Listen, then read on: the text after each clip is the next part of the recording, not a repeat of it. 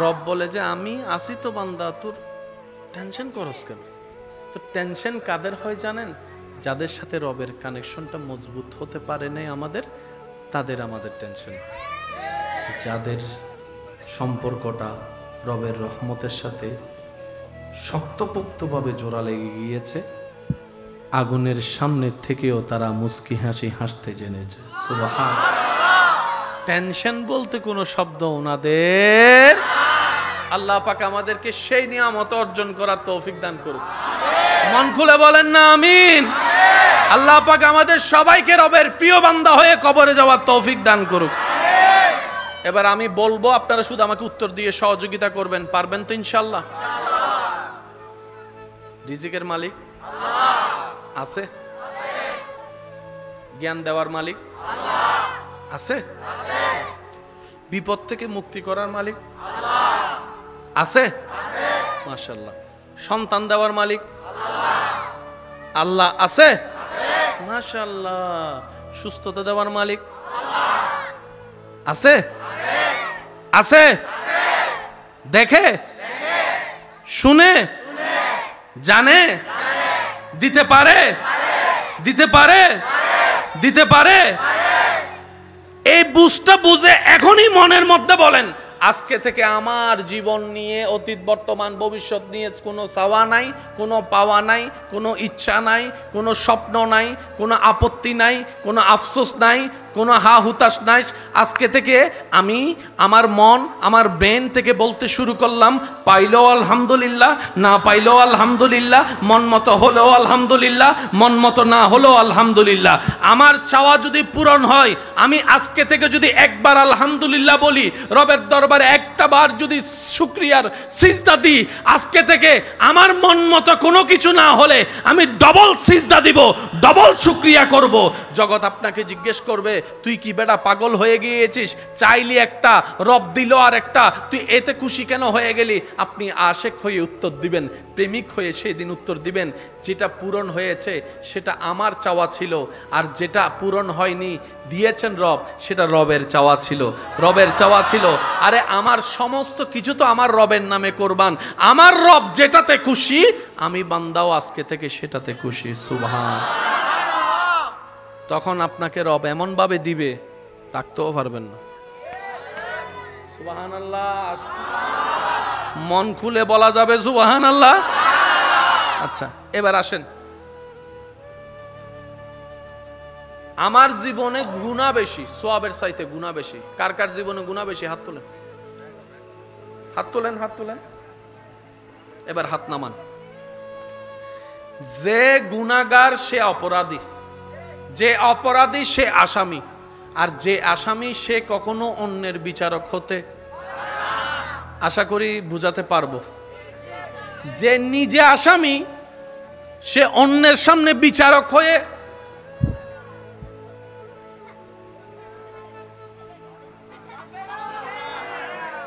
অপরাধীর মাথা সবসময় থাকতে হবে, চোখ থাকতে হবে, আওয়াজ থাকতে হবে, আওয়াজ থাকতে হবে। আর যদি এটা না হয় তাহলে ও সিটাঙ্গে ডালে কি হম বলিব, সোরোর মার,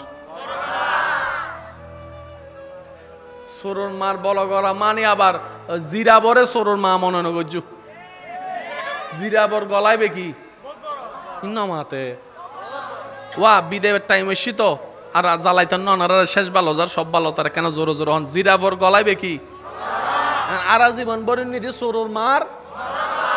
যদি হন তো জিরাবরে যদি যাইরে ফিডা শুরু করন, তোর গলা যাতে বড়, তুই সোরোর মা বাংলার ইল্লে কিছু উল্টো ফুল্টো বুঝিলে জামিলে আছে না? কেন জোরে হন না? আছে না? একবার জোরে বলেন মারহাবা, আর একটু জোরে বলেন।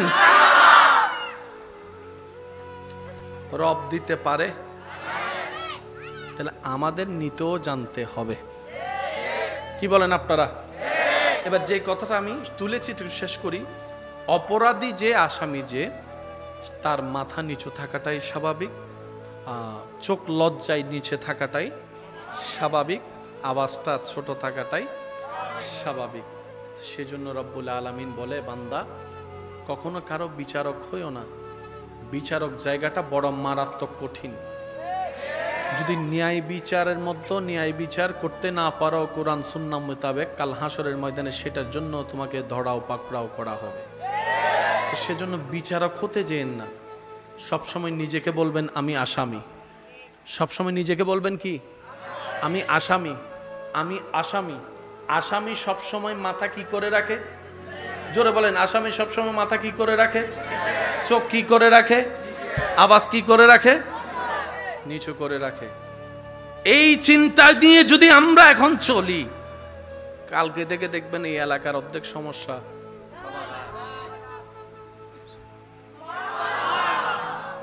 এখানে আমরা অনেকে আছি না, একটা বদ অভ্যাস, কারো কোনো গোপন কিছু দেখলে শুনলে পাইলে যতক্ষণ 10 জনকে বলতে না পারবো পেটের ভাত হজম হয় না। এই কাজ আল্লাহ পছন্দ করে না। আচ্ছা বলেন, সবার জীবনে দোষ আছে না নাই? আপনার দোষের খবর যদি অন্য কেউ জানে আপনার কেমন লাগবে? এই খারাপ লাগাটা আপনার অন্যের ব্যাপারে আনতে হবে। সেজন্য নবীজি কি বলেছেন? নিজের জন্য যা পছন্দ করো অপরের জন্য সেটাই পছন্দ করিও। সুবহানাল্লাহ। এই একটা হাদিস সারা পৃথিবীকে শান্তি করার জন্য যথেষ্ট। নবী রাহমাতুল লিল আলামিনের ফরমান, হে আমার উম্মত, নিজের জন্য যা পছন্দ করো অপরের জন্য তাই পছন্দ করিও। নিজের জন্য যেটা পছন্দ করো না, অপরের জন্য সেটাও তুমি আশা করিও না, পছন্দ করিও না। অর্থাৎ তুমি যদি চাও তোমার দোষ গোপন থাকুক, তুমি অন্যের দোষ গোপন রেখে তাকে ইজ্জতে থাকার ব্যবস্থা করে দাও। সুবহানাল্লাহ। তুমি যদি চাও অভাবে কেউ তোমাকে খাবার দিক, তুমি আজকে সচ্ছলতায় অন্যকে খাবার দেবার ব্যবস্থা করো। ওই বান্দার রব তোমাকে খাওয়ার ব্যবস্থা করে দিবে। বলেন না সুবহানাল্লাহ। এক কথায় তুমি রবকে খুশি করার নিয়তে রবের সৃষ্টিকে শান্তিতে রাখার চেষ্টা করো। রব্বুল আলামিন খুশি হয়ে তোমার জীবনে শান্তির ব্যবস্থা করে দিবে। সবকিছুর সমাধান ইসলামে আছে না নাই? ইসলামের কাছে যাই নাই, দ্বারস্থ হই নাই, প্রশ্ন করি নাই, শিখতে চাই নাই, নিতে চাই নাই। দোষ আমাদের। সবাই একটু বলেন দোষ। সবাই মিলে বললে আমি খুশি হব। দোষ, দোষ। অথচ আল্লাহ আমাদেরকে নিয়ামতের উপর বড় নিয়ামত দান করেছেন। নবী রাহমাতুল লিল আলামিন, লাকাদ মান্নাল্লাহু আলাল মুমিনিনা ইয বাআসা ফীহিম রাসূলা বলে আল্লাহ উত্তমের চাইতে উত্তম, শ্রেষ্ঠর চাইতে শ্রেষ্ঠ ইমামুল আম্বিয়া রাসূলে পাক সাল্লাল্লাহু আলাইহি ওয়াসাল্লামকে আমাদের নবী হিসেবে আল্লাহ দান করে দিয়েছে। যে নবীর সম্পর্কে আল্লাহর এই ফরমান, উসওয়াতুন হাসানা, পৃথিবীতে আর কেউ নাই, আমার নবী মুস্তাফা রাহমাতুল লিল আলামিন। সুবহানাল্লাহ। আরেকটু জোরে বলেন না সুবহানাল্লাহ। নবীর চরিত্রের মতো এমন চরিত্রওয়ালা পৃথিবীতে কেউ নাই। নবীর চেহারার মতো সৌন্দর্যওয়ালা সৃষ্টি জগতে কেউ নাই। লাম ইয়াতি নাজিরু কাফি নাজারিন মিসলে তু না শুদ পায়দা জানা। নবীর আওয়াজের মতো এত সুন্দর মিষ্টি আওয়াজ সৃষ্টি জগতে কারো নাই। নবীর হাসি মোবারকের মতো মিষ্টি হাসি পৃথিবীতে আর কারো নাই। এক কথায় সর্বদিকে অনন্য আপনার আমার নবীকে আল্লাহ বানিয়ে দিয়েছেন। সুবহানাল্লাহ। সেই নবীকে একদিন এক দুশমনে আঘাত করেছে, রাগে ক্ষোভে নবীর গালে আঘাত করেছে, নবীর শরীর মোবারকে আঘাত করেছে, গাল মোবারকে আঘাত করেছে। আর আপনার আমার নবী উল্টা তাকে গিয়ে জিজ্ঞেস করছে, আপনি হাতে ব্যথা পান নাই তো? আপনি হাতে আমাকে যে আঘাত করেছেন, মেরেছেন, আপনি হাতে ব্যথা পান নাই তো? উল্টা নবীজি গিয়ে জিজ্ঞেস করছেন। সেই নবীর উম্মত আপনি আমি, সেই নবীর উম্মত। কোন দুঃখে আজকে ভাই ভাই একটু জাগার জন্য একজন আরেকজনের চেহারা দেখতে রাজি হচ্ছি না? কোন কোন কোন সে সম্পদ যেটার জন্য আজকে এক মার পেটের ভাই বোন একজন আরেকজনের চেহারা দেখতে রাজি হচ্ছি না? অনেক পর্যায়ে এমনও পর্যন্ত শোনা যায়, অনেকে রাগ করে বলে ফেলে যে আমি মারা গেলে তুই আমার জানাজায় আসিস না, আমার চেহারা দেখিস না। এমন কথাও তো শোনা যায়। এই মানুষটা সবার জানাজায় যেতে পারে, নিজের মায়ের পেটের রক্তের ভাইয়ের জানাজায় যেতে পারছে না আজকে, ওই রাগের কারণে, ওই ক্ষোভের কারণে। আমি শ্রদ্ধার সাথে বলি, এই এলাকা সম্পর্কে আমার কোনো জানা নাই, জ্ঞান নাই, ধারণা নাই, তবে আমার মন চাচ্ছে বলতে, তাই বললাম। আমরা দুনিয়াতে বেশি দিন তো আর বাঁচবো না, বাঁচবো আর কয়দিন, অর্ধেক হায়াত তো চলে গিয়েছে। ওই যে কবরে শুয়ে থাকবো, আজকে হাজার মানুষ শুয়ে আছে কবরে, সেই কবরে আপনি আমি শুয়ে থাকবো, কেউ খবরও নিবে না, জিজ্ঞেসও করবে না। দুনিয়া এত ব্যস্ত, জিয়ারত করার মতো মানুষের টাইম নাই। কথা বলেন ঠিক কি না? আমি অনুরোধ করে বলি, আপনারা ভাই ভাই ভাই বোনে চাচা যারা যে ঝগড়া লেগেছেন, বিশ্বাস করেন এই ঝগড়াটা আপনাদের নয়, এটা মিস্টার শয়তানে আপনাদের ভিতর প্যাঁচ লাগায় ঝগড়া লাগাই দিয়েছে। কথা বলেন ঠিক কি না? অনেক এলাকার মানুষকে দেখবেন দুই ভাইয়ের দ্বন্দ্ব হলে মাঝখানে গিয়ে একটু কান পরা দেয়, একটু তোলা দেয়, এমন এমন কিছু কথা বলে যেন দুই ভাই ঝগড়া লেগে যায়। বাস্তবতা দেখা যায় ওই দুই ভাইয়ে 10 বছর মামলা টানাটানি করেছে, তৃতীয় নম্বর ব্যক্তিটা দুজন থেকে টাকা খেয়ে লাখ টাকা থেকে কোটিপতি হয়ে গিয়েছে, এমনও পর্যন্ত মানুষ আছে। তো মানুষ তো আমরা, রাগ তো থাকবেই, অভিমান তো থাকবেই, মান অভিমান তো থাকবেই, ভালো লাগা খারাপ লাগা তো সবারই থাকবে, সবই তো মানুষ, ঠিক না? তো সেজন্য দিনও আছে, রাতও আছে, গ্রীষ্মকালও আছে, শীতকালও তো আছে, কালের পরিবর্তন সবকিছুই তো হবে। আমি শ্রদ্ধার সাথে বলি, যা হওয়ার হয়ে গেছে, বাদ দেন না, একটু বাদ দেন না। আল্লাহর দিকে তাকিয়ে বড় হয়ে ছোটকে একটু মাফ করে বুকের মধ্যে টেনে নেন। আল্লাহর দিকে তাকিয়ে ছোট হয়ে বড়কে সম্মান করে একটু জড়াই ধরেন না। আপনারা একবার চেষ্টা করেন, আপনারা এইদিকে মিলে যাবেন, রব্বুল আলামিন খুশি হয়ে হয়তো আপনাদের জীবনের গুনাহও মাফ করে দিতে পারে। যাদের অন্তরে রবের ভয় আছে, তাদের অন্তরে আগুনের ভয় নাই, মাছের ভয় নাই, ছুরির ভয় নাই, রোগের ভয় নাই, অভাবের ভয় নাই, আক্রমণের ভয় নাই, হামলার ভয়, আর একটু জোরে বলতে হবে, হামলার ভয়, তৃষ্ণার ভয়, ক্ষুধার ভয়, আক্রমণের ভয়, সম্পদ হারানোর ভয়, সম্পদ হারানোর ভয়, সন্তান হারানোর ভয়, স্ত্রী হারানোর ভয়, স্বামী হারানোর ভয়। আর জগৎ জানে যার অন্তরে ভয় নাই তার অন্তরে টেনশন নাই, যার অন্তরে টেনশন নাই তার মনের মধ্যে অশান্তি নাই, যার মনে অশান্তি নাই তার মনে শান্তি আসবেই। এটাই তো বাস্তবতা, বাহ্যিক চোখে দেখা যায়, কিন্তু রব্বুল আলামিন বলে তোর মনের মধ্যে যেহেতু তুই আমাকে ভয় করিস, ইত্তাকুল্লাহ আয়াতকে আমল করেছিস, বান্দারে আমি আল্লাহ দয়া করে সৃষ্টি জগতের ভয় থেকে তোকে মুক্তি দান করতে করতে এমন মুক্তি দান করলাম, কবরের ভয় থেকেও মুক্তি দান করে দিলাম, হাসরের ভয় থেকেও মুক্তি দান করে দিলাম, জাহান্নামের ভয় থেকেও আমি আল্লাহ দয়া করে তোরে মুক্তি দান করে জান্নাত করে দিলাম। রাতের গুট গুট অন্ধকার, ইমামুল আম্বিয়া, রাহাতাল আশিকিন, শফিউল মুজনবিন, গুনাহগার উম্মতের কান্ডারি নবী, আল্লাহর হাবিব নবী রাহমাতুল্লিল আলামিন, সাথে আছেন সিদ্দিকে আকবর। চারদিকে বলেন, চারদিকে, আবার চতুর্দিকে কাফেরদের উপদ্রব, হত্যা করার প্ল্যানিং, হামলা করার চেষ্টা। এখনো যে পাহাড়ে উঠতে গেলে সিঁড়ি থাকা সত্ত্বেও 3-4 ঘন্টা লেগে যায়, সুস্থ মানুষের কোমর হাঁটু ব্যথা হয়ে যায়, সেই তখন সিদ্দিকে আকবর আর নবী রাহমাতুল্লিল আলামিন আল্লাহর হুকুমে সে পাহাড়ে উঠেছেন। চেহারায় কোনো পেরেশানি, একটু জোরে বলি, চেহারায় কোনো ভয়, খাবার কোনো টেনশন, হামলার কোনো ভয়। জগৎ বলে ও সিদ্দিক আকবর, এত বড় জিম্মাদারি নিয়ে আপনি একা পথ চললেন, রাহমাতুল্লিল আলামিনকে সাথে নিয়ে ওনার খেদমতে গোলামির মধ্যে দিয়ে যাচ্ছেন আপনি, এত বড় জিম্মাদারি কি আজকে কিছু হলে তা আপনাকে জবাবদিহি করতে হবে। সিদ্দিক আকবর বলে যে অন্যদিন কিছু হলো হতে পারে, আজকে কিছু হবে না, আজকে কিছু হবে না, অন্যদিন হলে হতে, কিন্তু আজকের দিনে কিছু হবে না।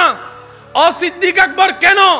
বলে যে রব্বুল আলামিন নবীকে ওহী নাজিল করে দিয়েছেন হিজরত করে মদিনায় যাওয়ার জন্য, যতক্ষণ মদিনায় যাওয়া হবে না ততক্ষণ কিচ্ছু হবে না, জানা হয়ে গেছে। তাওয়াক্কুল, ঈমান।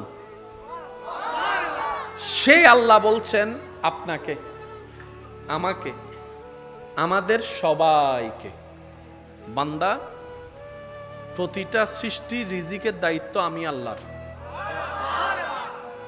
আর একটু জোর হবে। সে আল্লাহ বলছেন, হে আমার বান্দা তোদের রিজিকের দায়িত্ব আমি আল্লাহর।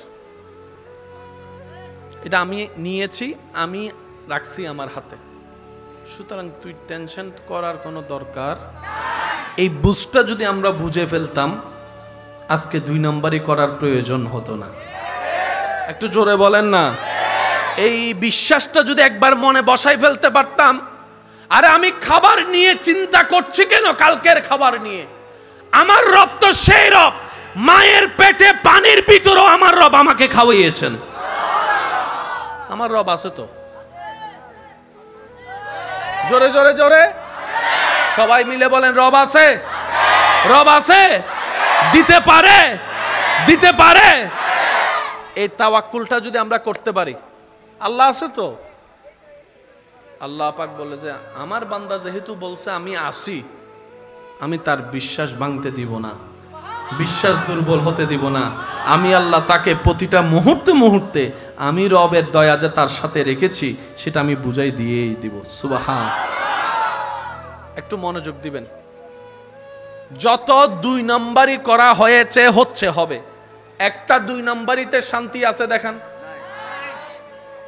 ওয়া এমপি মন্ত্রী কল হইছো, ইতারে ফুটবল টিম বানাই ফেলি দে। ওয়া ইতারে কেনা কেনা সাইড করে না, মাঝখান দিয়ে ওনারা বইন। কত ভালো লাগে আমার নূর নবীর নাম, আর ভালো লাগে নবীর সালাম, কত ভালো লাগে আমার নাম, আরো ভালো লাগে নবীর। আল্লাহুম্মা সাল্লি আলা সাইয়্যিদিনা মুহাম্মাদিন। সবাই আল্লাহুম্মা সাল্লি আলা মুহাম্মাদিন। উচ্চ আওয়াজ একবার বলেন মারহাবা। আমাকে একটু উত্তর দিয়ে সহযোগিতা সবাই করবেন। কম বেশি সবার জীবনে হঠাৎ করে টাকার প্রয়োজন হয়েছে কি হয় নাই? সে তারিখ, সে সন, সে বার কি এখন আছে? সমস্যাটা আছে কোনো না কোনো ভাবে, কিন্তু আল্লাহ ব্যবস্থা ঠিকই করে দিয়েছিল। আজকে একটা কথা মাথায় রাখবেন, আমি সবার উদ্দেশ্য বলছি, আল্লাহ সবাইকে দেন, কোনো সন্দেহ নাই, সবাইকে দেন, কিন্তু মাঝখানে একটু সময় পরীক্ষা করে দেন। কিন্তু আল্লাহ শুধু দেখতে চাই কে হতাশ না হয়ে আমার রহমতের দিকে তাকাই থাকে।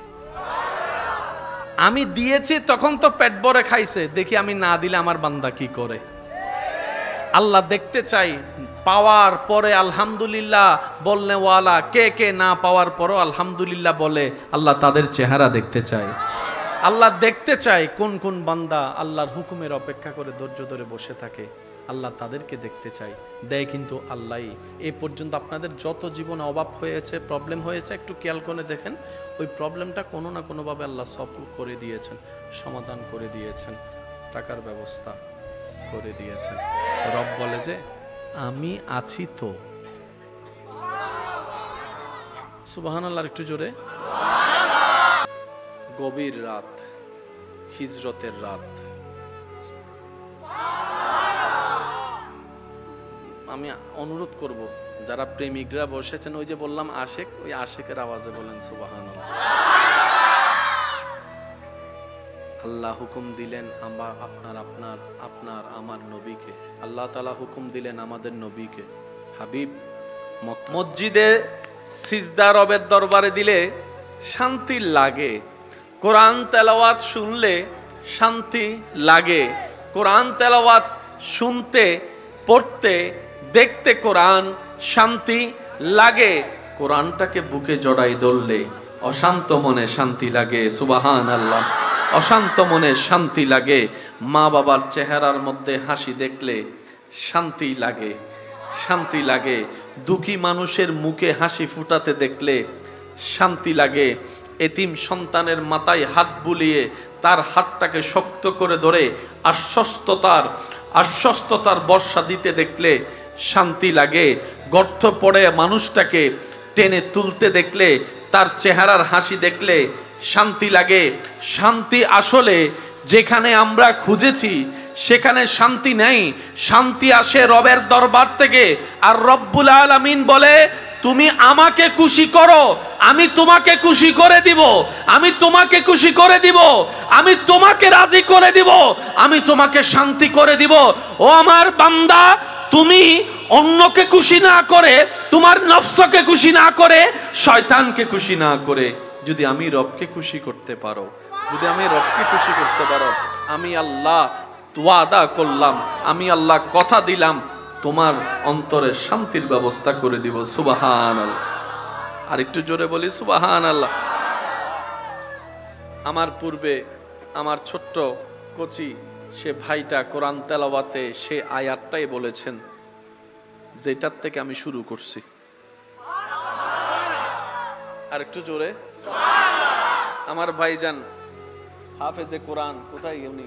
ওই উনি কোথায়? কে আপনি নি তেলাওয়াত করছেন? কে? আচ্ছা থাক থাক।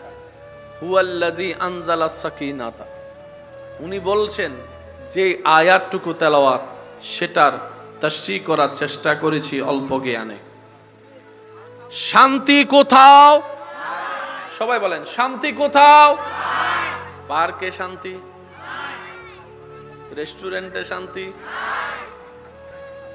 ডাইনে বামে শান্তি, ঘরে আসলে শান্তি, বাইরে বাইরের দুশ্মন, ঘরে ঘরের দুশ্মন। বলেন না, বলেন না, বলেন না। বাইরে গেলে তাদের লগে লাগে, ঘরে আসলে বউয়ের লগে লাগে। বেচারা যাবে কই? ওই যে কথা বলে না, বেচারা যাবে কই? শান্তি কিছু বলবেন? শান্তি কোথাও?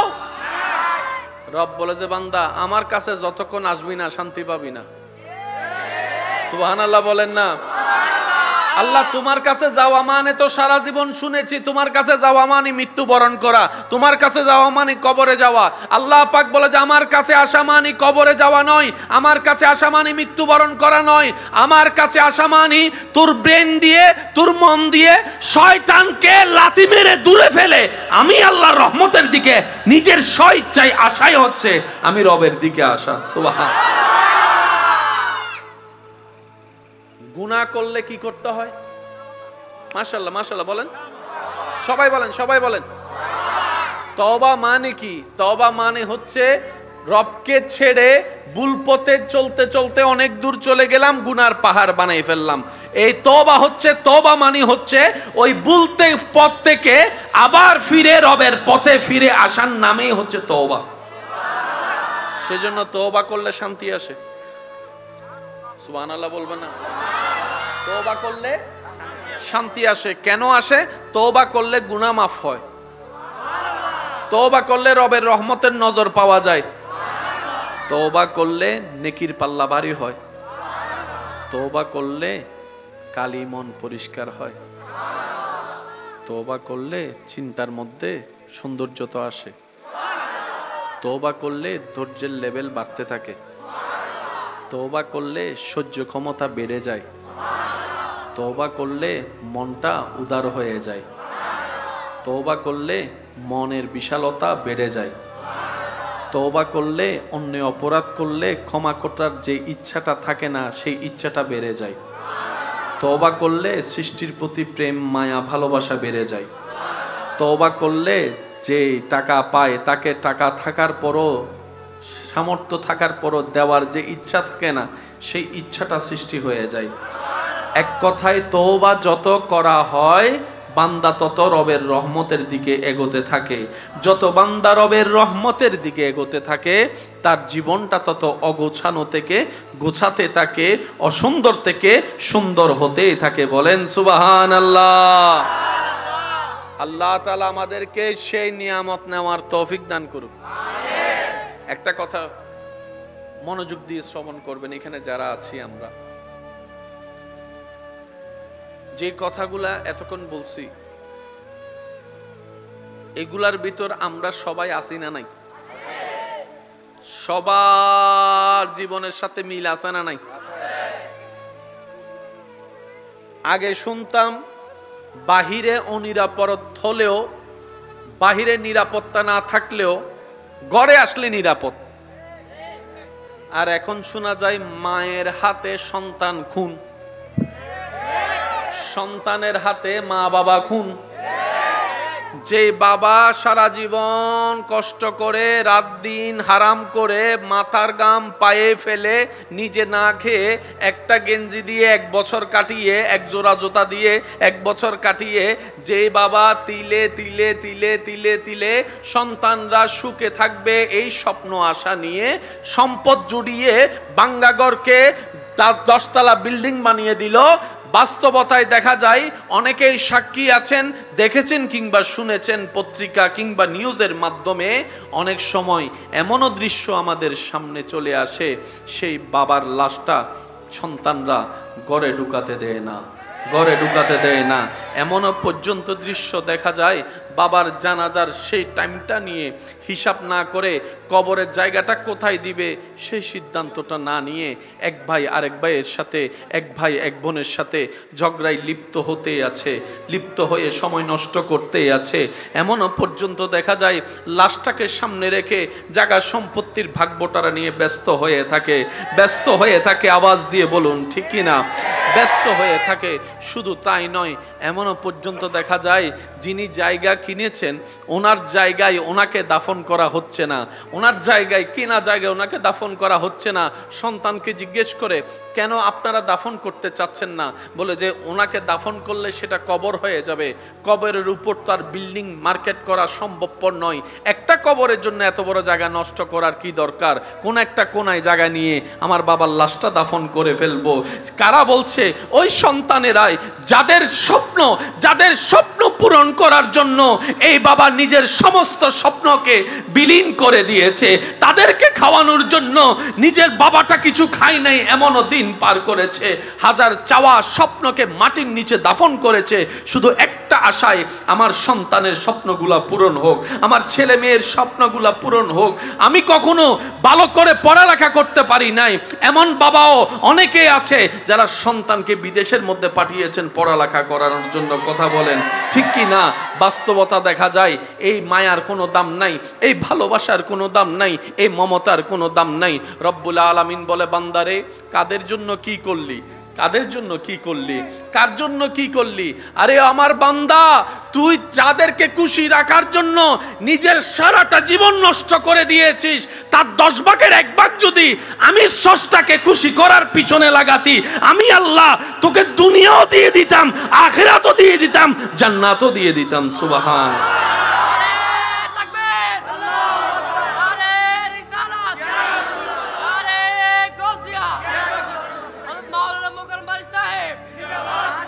উচ্চ আওয়াজ একবার বলেন না সুবহানাল্লাহ। আমার কথা কি আপনারা কষ্ট নিচ্ছেন?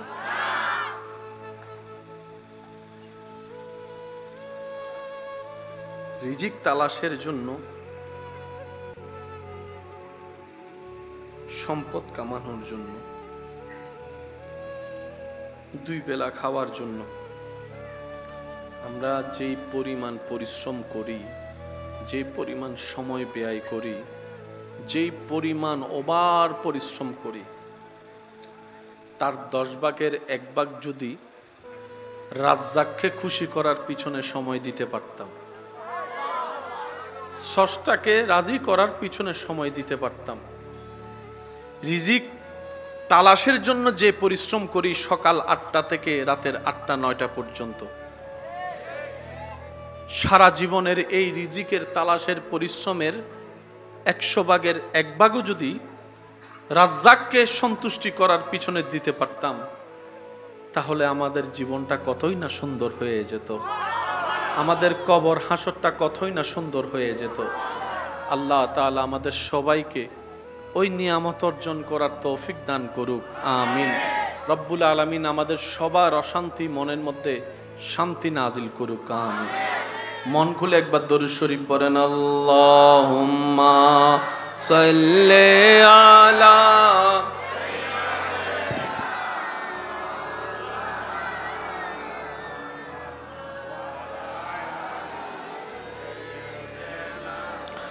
মা সবাই মিলে একটু মহাব্বতের আওয়াজে কারো জবান চুপ করে রাখবেন না। নবীজির দরুদ অনেক ফজিলত। আল্লাহুম্মা সাল্লি আলা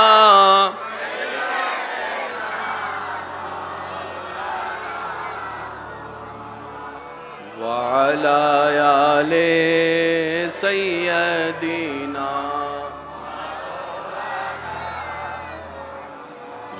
হৃদয়ের জানালাটা খুলে দাও না,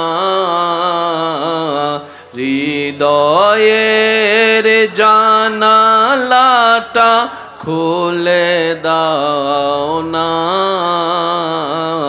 প্রভুর প্রেমে মন সাড়া দাও না। সবাই হৃদয়ের জানালাটা খুলে প্রভুর প্রেমে মন। বিশ্ব মালিক যিনি আল্লাহ মহান, সৃষ্টি তারই নিখিল জাহান। সুবহানাল্লাহ। আল্লাহ আল্লাহ রবে সবই দিওয়ানা, প্রভুর প্রেমে মন সাড়া দাও না। বান্দা হৃদয়ের জানালাটা খুলে দাও না, প্রভুর প্রেমে মন। একবার মোহাব্বতের আওয়াজে বলেন মারহাবা। আল্লাহ আমাদেরকে আমল করার তৌফিক দান করুক। আমল করার জন্য যেই ঈমানি শক্তি দরকার, আল্লাহ সবার অন্তরে সেই ঈমানি শক্তি দান করুক। ইমানদার ভাই, একটু শব্দগুলোকে নোট রাখার চেষ্টা করবেন, মনের মধ্যে গেঁথে রাখার চেষ্টা করবেন। একটা হচ্ছে যে সাধারণ বান্দা, আর একটা হচ্ছে আশেক বান্দা। বলি বলি বলি বলি জোরে জোরে জোরে। একটা হচ্ছে সাধারণ বান্দা, যেমন বলেন না, আর একটা হচ্ছে আশেক বান্দা। সাধারণ বান্দা আশেক বান্দা আসমান জমিনের পার্থক্য। সাধারণ বান্দার দিকে তাকালে আফসোস আর আফসোস দেখবেন, হতাশা আর হতাশা দেখবেন, আপত্তি আর আপত্তি দেখবেন। আশেক বান্দাদের দিকে তাকালে দেখবেন প্রেম আর প্রেম, শুকরিয়া আর শুকরিয়া, ধৈর্য আর ধৈর্য। বলেন না সুবহানাল্লাহ। সাধারণ বান্দা 1 কোটি বছর পরিশ্রম করে যেখানে যেতে পারে না, যত দূর পৌঁছাতে পারে না, একজন আশেক বান্দা রবের দরবারে প্রেমের সিজদা দিয়ে তার চাইতে বেশি দূর চলে যায়। আর একটু জোরে বলি না সুবহানাল্লাহ। সাধারণ বান্দা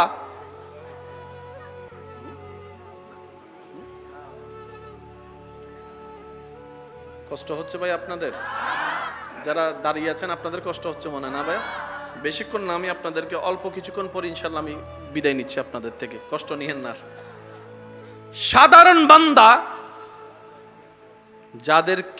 যারা আগুন দেখলেও ভয় পায়, আগুন যাদেরকে দেখলে ভয় দেখায়, সাধারণ বান্দা। আশেক বান্দা আগুন দেখলে রবের নামে হাসি মুখে জাপ দিতেও রাজি আছে। সুবহানাল্লাহ। আবার আগুনও ওনাদেরকে মেহমানদারি করতে প্রস্তুত থাকে। সবার অন্তরে কোনো না কোনো একটা ভয় কাজ করে না ভাই? বলেন না। কারো পড়ালেখার ভয়, কারো পরীক্ষার ভয়, কারো চাকরির ভয়, ব্যবসার ভয়, সংসারের ভয়, স্বামীর ভয়, স্ত্রীর ভয়, এর ভয়, ওই ভয়, কত ভয়, এই ভয়, বাঘের ভয়, ভাল্লুকের ভয়, কি টিকটিকির ভয়, তেলাপোকার ভয়। একটু বলেন না রে ভাই, আছে না? আছে না? বুঝবেন, সাধারণ বান্দা। আরেকজন বান্দা রবের এমন আশেক বান্দা, মাছে গিলে খেয়েছে, পেটের ভিতরে আছে। प्यार से कहो ना यार सुबहान अल्लाह, दिल खुल के बोलो सुबहान अल्लाह। আরেকজন রবের বান্দা যাকে মাছ গিলে খেয়েছে। আমরা জানি অক্সিজেন ছাড়া কেউ বাঁচতে পারে? পেটের ভিতর কি আলো না অন্ধকার? ওনাকে মাছে গিলে খেয়ে আলো থেকে অন্ধকারে নিয়ে গিয়েছে। চেহারার মধ্যে কোনো পেরেশানি নেই, সেখানে বসে বসেও রবের জিকির করছে, রবের জিকির করছে, লা ইলাহা ইল্লা আনতা সুবহানাকা ইন্নী কুনতু মিনাজ জালিমিন। জগৎ বলে বাহিরে করেছেন, অন্ধকারও করছেন, আপনার কি মানুষ হিসেবে বিন্দু পরিমাণ ভয় লাগে না? বলে যে ভয়টা হয়তো কি জিনিস সেটাই তো বুঝি না, ভয় তো কোনো অনুভবই হয় না, লাগবে তো লাগবে কি সেটাই তো বুঝি না, কারণ ভয় তো চিনিই না, ভয় তো বুঝি না। ইব্রাহিম নবী আল্লাহর আশেক বান্দা, আগুন সামনে প্রস্তুত আছে, সবাই ওনার টেনশনে চেহারা মলিন করে আছে, আর ইব্রাহিম নবীর চেহারায় কোনো পেরেশানি নাই, কোনো মুশকিলের চিহ্ন নাই, কোনো চেহারার মধ্যে কান্নাকাটি নাই, অনুনয় বিনিময়, ভাই আমাকে ছেড়ে দাও, আমি ভুল করছি, মাফ করে দাও, তোমার কথা মেনে নিয়েছি, এরকম কোনো শব্দ শোনা যাচ্ছে না। সবাই ইব্রাহিম নবীকে জিজ্ঞেস করছে, আমরা আগুন দেখলে 10 মাইল দূরে পালায় যাই, আর আপনি আগুনের সামনে আছেন, আপনাকে একটু পরে ফেলা হবে, আপনার কি একটু ভয় লাগে না? বলে যে ভয় কি জিনিস সেটাই তো বুঝি না, ভয় কি জিনিস সেটাই তো বুঝি না, ভয় পাবো তো পাবো কিভাবে, আমি আগুনকে তো ভয় আমার অন্তরে অনুভব হচ্ছে না। বাবা হয়ে সন্তানের গলায় ছুরি রেখে দিল ইসমাইল আলাইহিস সালাম। ছুরি দেখলে তো সবার অন্তরে ভয় লাগে, আর ছুরিটা যদি গলার উপরে হয় তাহলে তো ভয়ের লেভেল আরও বেড়ে যাবে, অনেকে তো ভয়ে স্ট্রোক পর্যন্ত করে ফেলতে পারে। কিন্তু ইসমাইল নবীর চেহারার মধ্যে কোনো ভয় নাই, হযরত ইব্রাহিম নবীর চেহারার মধ্যে কোনো ভয় নাই। বাবা হয়ে যে সন্তানের গলার মধ্যে ছুরিটা রাখলো, এই ভয়টা পায় না কেন ওনারা? ইমাম হোসেন কারবালার জমিনে চলে গিয়েছেন, সংখ্যা কম কিন্তু ভয় নাই, তলোয়ার কম কিন্তু ভয় নাই, যুদ্ধ সামগ্রী কম কিন্তু ভয় নাই। ভয় ছাড়া ওনাদের জীবনটা এমন কোন, তখন কিতাব উত্তর দেয়, যারা স্রষ্টাকে ভয় পাওয়া শুরু করে, যাদের অন্তরে সৃষ্টিকর্তার ভয় চলে আসে, সৃষ্টি তাদেরকে আর ভয় দেখাইতে পারে না। বলেন না সুবহানাল্লাহ, আল্লাহু আকবার।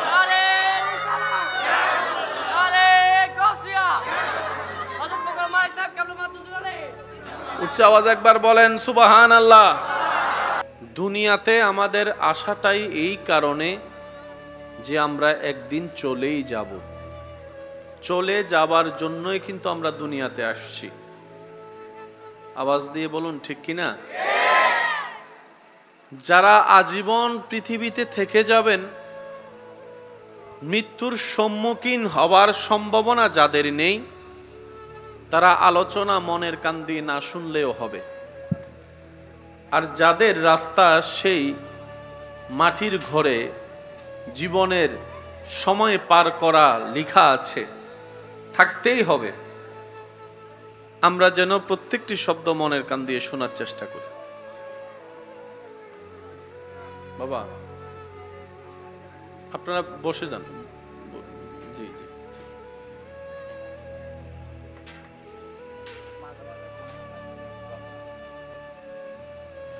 এমন ভাবে একবার মারহাবা বলেন, মারহাবা বলার পরে চতুর্দিকের আওয়াজ যেন একদম কমে যায়। একবার বলেন মারহাবা, আরেকবার বলেন মারহাবা। এবার আল্লাহ পাকের জিকির একবার বলেন সুবহানাল্লাহ, আলহামদুলিল্লাহ, লা ইলাহা ইল্লাল্লাহ। এবার বলেন আল্লাহু আকবার। এবার বলেন মারহাবা। আসছি দুনিয়ায় চলে যাবার জন্যই। চলে যাবাটা দুই ধরনের হয়। কয় ধরনের? একটা অশান্তির, একটা শান্তির, একটা বেইজ্জতের, একটা ইজ্জতের, একটা রবের পছন্দের আর একটা রবের অপছন্দের। সফলতা তাদের নামের সাথে যুক্ত হবে, হয়ে যাবে সৃষ্টিকর্তা যিনি সৃষ্টি করে পাঠিয়েছেন, খাওয়াচ্ছেন, খাওয়িয়েছেন, যে সৃষ্টিকর্তার রিজিক খেয়েছি, ওই সৃষ্টিকর্তাকে খুশি করে যে কবরে যেতে পারে, সফলতা তার নামের সাথে যুক্ত হয়ে যায়। আমরা যারা এখানে আছি, কখন ডাক আসে বলা যায়? আজকে থেকে 20-30 বছর আগেও মানুষের মাথায় একটা কনসেপ্ট ছিল, মরার আগে দাড়ি তো সাদা হবে আস্তে আস্তে, মোটামুটি অসুস্থ হয়ে ঘরে বিছানায় শুয়ের পর তারপরে না মরণ। কিন্তু ইদানিং কালে এসে মরণের ডেফিনেশনটাই পুরা চেঞ্জ হয়ে গিয়েছে। সাদা দাড়িওয়ালা দাদার বয়সী, নানার বয়সী মুরব্বীগুলা রাস্তায় হাঁটছে সুস্থ শরীর নিয়ে, আর নাতি হোন্ডা চালাতে গিয়ে অ্যাক্সিডেন্ট করে জানাজার খাটিয়েতে শুয়ে আছে। আগে মানুষ মনে করত বয়স হলে মরণ আসে। আমার মুরব্বীরাও হয়তো আমার সাথে একমত হবেন। আগে মানুষ মারা যায়, কোনো ঘরে মানুষ মারা গেলে সাকারাত চললে পুরো এলাকা খবর হয়ে যেত, অমুক ঘরে সাকারাত চলছে। কেউ যেত, পানি দিত, কেউ পাশে বসে কোরআন তেলাওয়াত করত। সবার চোখের সামনেই আস্তে আস্তে খোলা চোখ বন্ধ হয়ে যেত, চলন্ত নিঃশ্বাস বন্ধ হয়ে যেত। এখন সেই দৃশ্য তেমন দেখা যায় না। এখন হঠাৎ হঠাৎ হঠাৎ হঠাৎ হয়তো এইভাবে, না হয় সেইভাবে। তো বুদ্ধিমান কারা? বুদ্ধিমান সেই সমস্ত ব্যক্তিরা যারা ওই চিরসত্য বাস্তবতাকে সামনে রেখে দুনিয়ার জীবনের হাজারো শয়তানের সৃষ্টি করা চাওয়াকে ব্রেক লাগিয়ে রবের সন্তুষ্টির জন্য কাজ করতে পারে, রবকে সন্তুষ্টি করে কবরের পথে যাত্রা করতে পারে। রবের দয়ায় তারাই সন্তুষ্টি হয়ে তাদেরকে রব্বুল আলামিন দয়া করে সফলতা দান করেন। সুবহানাল্লাহ। এমন সফলতা দান করেন, উনি জীবনে যা কিছু রবের জন্য ছেড়ে দিয়েছেন, ওই নিয়ামতগুলার ওনাকে তো দেন তার চাইতে 1000 গুণ বেশি করে দুনিয়াতে এবং আখেরাতে। যদি দুনিয়াতে উনি নেওয়ার সময় না পায় সেই হায়াত, আল্লাহ তাআলা ওনার সেই বংশ পরম্পরায় সেই নিয়ামতটুকু দান করে দেন। সুবহানাল্লাহ। যার লেনদেন রবের সাথে, সে কখনো লসে থাকে না। জোরে জোরে জোরে। যার লেনদেন রবের সাথে, সে কখনো লসের কোটায় থাকে না, বরং কল্পনার চাইতেও বেশি লাভ আল্লাহ তাকে দান করে। জান্নাত যে নামটুকু আমরা শুনি, জান্নাতি শব্দের, জান্নাত শব্দের সবচাইতে ছোট যে জান্নাত, সবচাইতে ছোট যে কামরা, এই পৃথিবী সমান 10টা পৃথিবী এক জায়গায় করলো জান্নাতের ছোট্ট একটা রুমের পরিমাণ হবে না। আর একটু জোরে বলি না সুবহানাল্লাহ। যে শান্তির তালাশে আপনি আমি পাগল পারা হয়ে যাচ্ছি, যে প্রশান্তি খোঁজার জন্য দিন রাত পাগল হয়ে যাচ্ছি, যে সুখে থাকার জন্য হালাল হারাম বাজ বিবেচনা না করে যেমন তেমন ভাবে ইনকাম করে পরিবার চালানোর চেষ্টা করছি, মাটির ঘরটাকে দালান বানানোর চেষ্টা করছি সুখের আশা চিন্তা করে, হয়তো মাটির ঘরে সুখটা পাচ্ছি না, 4 তলা বিল্ডিং হলে বুঝি সুখটা চলে আসবে, রুমে এসিটা লাগালে হলে হতো রুমের মধ্যে ঠান্ডা শীতল বাতাসের কারণে রাতের ঘুমটা একটু ভালো হবে। এই ধারণা যারা করছি আমরা, করেছি আমরা, বাস্তবতায় দেখা যায় বিল্ডিং আছে, শান্তি নাই, এসি আছে, শান্তি নাই, টাকার কোনো অভাব নাই, শান্তিও নাই, প্রশান্তিও নাই। পাগল পারা হয়ে দিক বেদিক ঘুরে একটু শান্তির আশায়, একটু শান্তির আশায় কোথাও গিয়ে সেই শান্তির খোঁজ পাওয়া তো মিলে না, বরং দিন দিন অন্তর আরো অস্থিরতার দিকে চলে যাচ্ছে। আপনি একটু খেয়াল করে দেখেন, আগের যুগের মানুষের তুলনায় আমাদের বর্তমান সালের মানুষের মধ্যে একটু খেয়াল করলে দেখবেন আমাদের ধৈর্য শক্তি কমে যাচ্ছে, আমাদের সহ্য শক্তি কমে যাচ্ছে, আমাদের লজ্জা কমে যাচ্ছে, আমাদের হায়া কমে যাচ্ছে, আমাদের সহ্য করা কমাতে যাচ্ছে। আগে বড় কথা শুনেও মানুষ চুপ করে লজ্জা পেয়ে সামাজিকতা রক্ষা করে কথা ঝগড়া না বলে পিছনে চলে আসতো, আর এখন কেউ না কারো মাধ্যমে শোনা সেই মিথ্যা কথাটাকেও সত্য মনে করে আপন ভাই ভাইয়ের সাথে যুদ্ধের মধ্যে লেগে যাচ্ছে। কথা বলেন ঠিক কি না? সহ্য কমে গিয়েছে, ধৈর্য কমে গিয়েছে, এক কথায় শান্তি। বলেন না সবাই শান্তি, আরো জোরে বলেন শান্তি। বড়র শান্তি, আমি বলবো আপনারা শুধু জোরে জোরে বলবেন, বড়র শান্তি, ছোটদের শান্তি, বুড়ার শান্তি। সুবহানাল্লাহ ওয়ালহামদুলিল্লাহ লা ইলাহা লা মাওজুদা ইল্লাল্লাহ লা মা'বুদা ইল্লাল্লাহ লা মা'বুদা ইল্লাল্লাহ লা ইলাহা ইল্লাল্লাহ সুবহানাল্লাহ ওয়ালহামদুলিল্লাহ লা ইলাহা ইয়া রহমানু ইয়া আল্লাহ ইয়া রহিমু ইয়া আল্লাহ সুবহানাল্লাহ ওয়ালহামদুলিল্লাহ লা ইলাহা।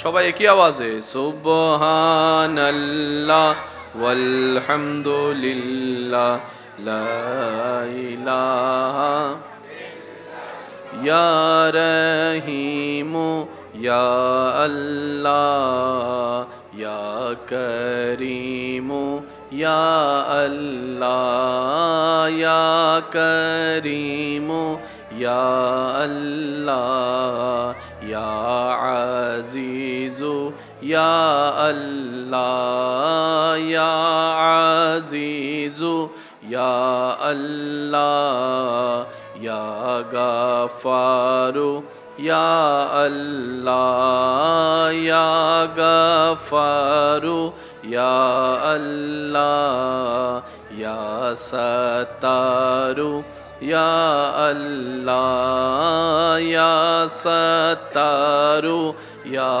আল্লাহ ইয়া রহিমু ইয়া আল্লাহ সুবহানাল্লাহ ওয়ালহামদুলিল্লাহ লা ইলাহা ইল্লাল্লাহ সুবহানাল্লাহ ওয়ালহামদুলিল্লাহ লা ইলাহা।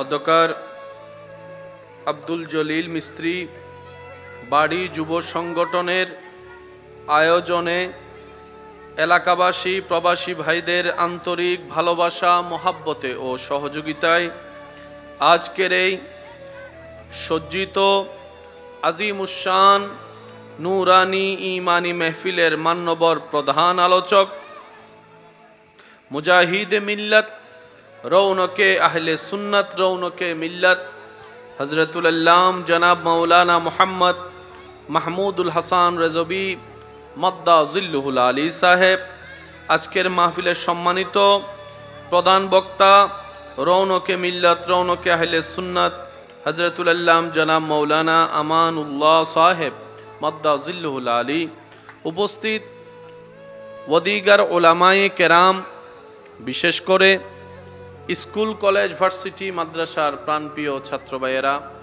ব্যবসায়ী চাকরিজীবী আমার ইমানদার ভাইয়েরা, এলাকার মান্যবর ব্যক্তিবর্গ, মুরব্বিয়ান এজাম, উপস্থিত আল্লাহর প্রেমিক, নবীর প্রেমিক ইমানদার ভাইয়েরা, আসসালামু আলাইকুম ওয়া রাহমাতুল্লাহি তাআলা ওয়া বারাকাতুহু। রব্বুল আলামিনের দরবারে গুনাহ মাফার নিয়তে, রবের রহমতের দরবার থেকে ভিক্ষা পাওয়ার আশায় আপন আপন জায়গা থেকে সবাই সর্বোচ্চ ভালোবাসা নিয়ে একবার বলি আলহামদুলিল্লাহ। আরেকটু প্রেম, আরেকটু গভীরতা, আরেকটু ভালোবাসা নিয়ে রবের দরবারে নিজের মাথাকে ঝুঁকাই দিয়ে, মনকে ঝুঁকাই দিয়ে রবের দরবারে শুকরিয়া করে হাজার নিয়ামত যে রব দিয়েছেন আমাদেরকে, সেই অনুভব সাথে নিয়ে আরেকবার বলি আলহামদুলিল্লাহ।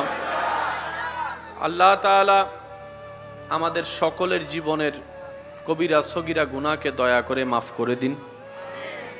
রব্বুল আলামিন আমাদের মা বাবার গুনাহকে মাফ করে দিন। আমাদের আত্মীয় স্বজন এবং এই এলাকায় যত কবরবাসী কবরের আযাবে এই মুহূর্তে কষ্ট পাচ্ছে, রব্বুল আলামিন প্রত্যেকটি বান্দার দোয়ার উসিলায় প্রত্যেকটি কবরবাসীকে আযাব থেকে মুক্তি দান করুক, আমিন। সম্মানিত উপস্থিতি, ভালোবাসা নিয়ে, ভালোবাসার তাগিদে সাড়া দিয়ে আপনাদের সম্মুখে আজকে আমার এই উপস্থিতি। আমি অনুরোধ রাখব সবার কাছে, যতক্ষণ আল্লাহ তাআলা আমি অধমকে বলার সুযোগ দিবেন, সবাই একটু মনের কান দিয়ে শোনার চেষ্টা করবেন। বলি ইনশাআল্লাহ। মাহফিলের পরিবেশটাকে আপনারা একটু সুন্দর করার চেষ্টা করুন, তাহলে আমি বলার জন্য আগ্রহ খুঁজে পাবো। কচি কচি জান্নাতি ফুল যারা বসে আছেন ওনাদেরকে একটু মেনটেন করার চেষ্টা করুন। যত নীরবতা দিয়ে আপনারা আমাকে সহযোগিতা করতে পারবেন, আমি আশাবাদী রবের রহমতের দরবারে আমি ততটুকু আপনাদেরকে দিয়ে যাওয়ার চেষ্টা করব। নিতে রাজি যারা আছি তারা একবার বলি মারহাবা, আর একটু ছোট করে বলি মারহাবা। আল্লাহ তাআলা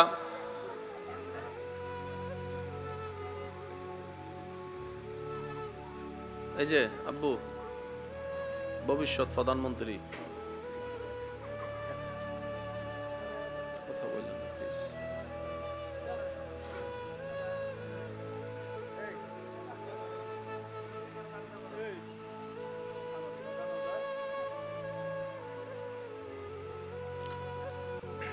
একবার বলি আমরা সবাই মারহাবা। দীর্ঘক্ষণ যাবৎ কোরআন সুন্নাহর আলোকে আজিজাম তাকরীর আর খেদমত পেশ করেছেন। আল্লাহ পাক আমাদের সবাইকে আমল করার তৌফিক দান করুন।